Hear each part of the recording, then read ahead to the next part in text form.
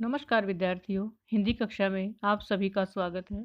बच्चों, आज हम अपनी हिंदी कक्षा में कृतिका पाठ 2 जाज पंचम की नाक के प्रश्नों पर चर्चा करेंगे। बच्चों, 1 से 5 तक के प्रश्न इससे प्रथम वीडियो में हम डिस्कस कर चुके हैं और आज हम 6 से 11 तक के प्रश्न उत्तर इस वीडियो में डिस्कस करेंगे, उन पर चर्चा करेंगे।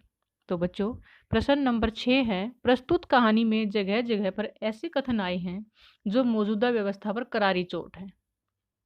कुछ उदाहरण भी दिए हुए हैं, तो वैसे ही कुछ अन्य कथन छांटकर हमें इसमें लिखने हैं।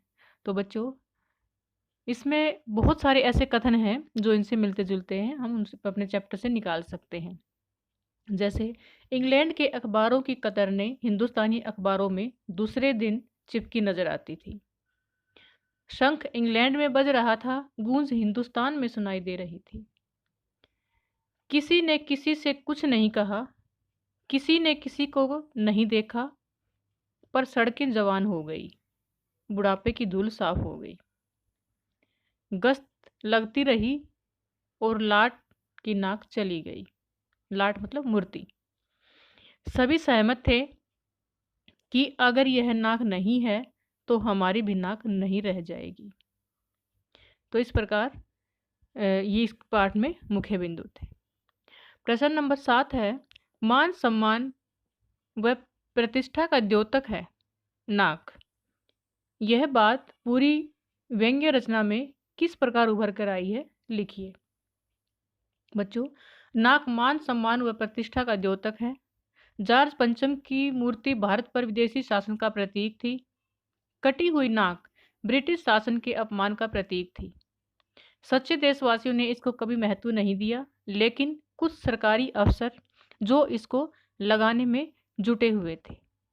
सरकारी अफसरों ने तो अपनी नाक बचाने के लिए जॉर्ज पंचम की नाक को लगाना ही सही समझा। उन्होंने अपने देश के बच्चों तक की नाक को भी इस दांव पर लगाने की सोच ली थी।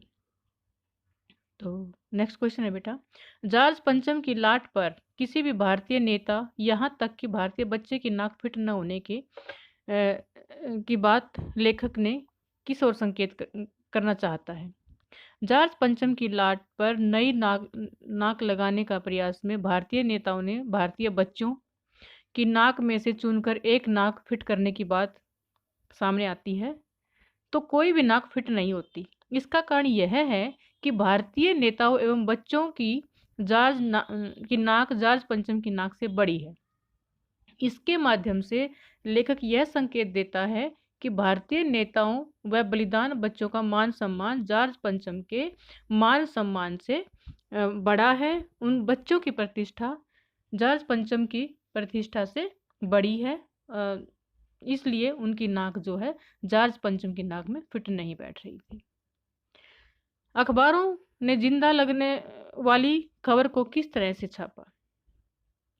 अखबारों ने जिंदा लगने वाली खबर को इस प्रकार प्रस्तुत किया, वह दिन आ गया, जॉर्ज पंचम की नाक लग गई।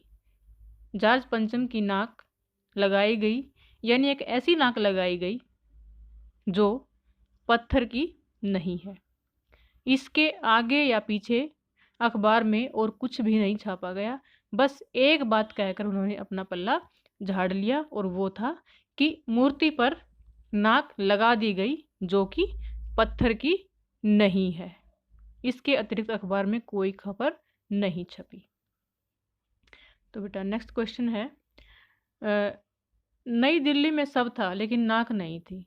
कथन के बारे में बताइए कि नई दिल्ली की सारी तैयारियां कर दी गई थी, लेकिन जॉर्ज पंचम की नाक अभी बाकी थी, उसकी तैयारियां अभी जारी थी। जॉर्ज पंचम की नाक लगने वाली खबर के दिन अखबार चुप क्यों थे।